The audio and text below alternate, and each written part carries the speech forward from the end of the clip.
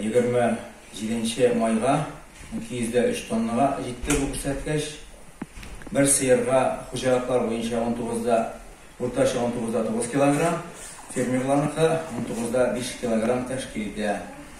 Жетіштірілген сүтінің 190 тоннасы қожалықтар есебінен болса, 13 тоннасы фермерларныкы, мындан тыш 43 тоннаға якын сүт шәхси сектордан жиып, сүт үшкәрту заводларына азатыла.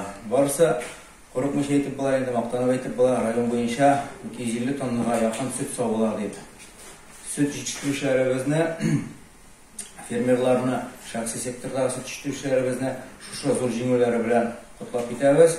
Аларға рахмет етіп, жеңілері білән құтлайбыз. Бүгінгісі күнде алдағы елларға қарағанда, озған елға қарағанда зор көлемде сүт жетіштірушілер болып, Ақтаныш агро фирмасы 5500 кг арттырды, Шишмә агро фирмасы 2241 кг, Негес қожалығы 2493, Башақ 1931, Нұрбаян есімінде қожалық 1000 ярым, Шишмә қожалығы 1434, Нұр, Әнәк агро фирмалары зор көлемде сүт жетіштірушілер һәм арттырушылар болып тұралар. Шулай бір сиырға сүт жетіштірушілер, бір сиырға орташа ең көп сүт жетіштірушілер болып та шушы қожалыққа есептлене. Бүгінгі күнде біздің бұл сүтіні жетіштіргенде бітті түгел. Бұл сүтінің бізге шушы көлемін тұтарға керек.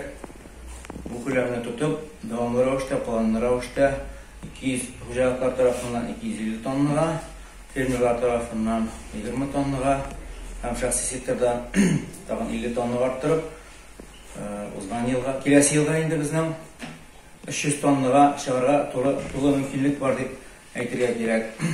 Шушы максаттан чыгып, бүгенге көннән үк безнең тирлек азыгы әзерләү компаниясе башланды бит инде.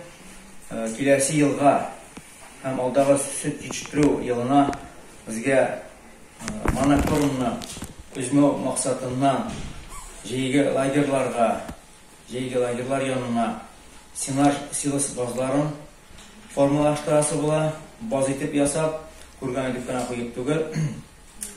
Алдағы 2 елда, 3 жылда шушы эшне эшләгән хуҗалыкларның сөт күләме җитештерү артты булып тора бит инде. Моннан тыш безнең хуҗалыкларда тирлек алып кайту, бозау алу, хуҗалыкларда дәвамлы рәвештә һәм планлы рәвештә алып барыла. 2020 елның җәй аена бозау алу, шулай ук раздой сыерлары белән эшләү безнең планлаштырып куелган.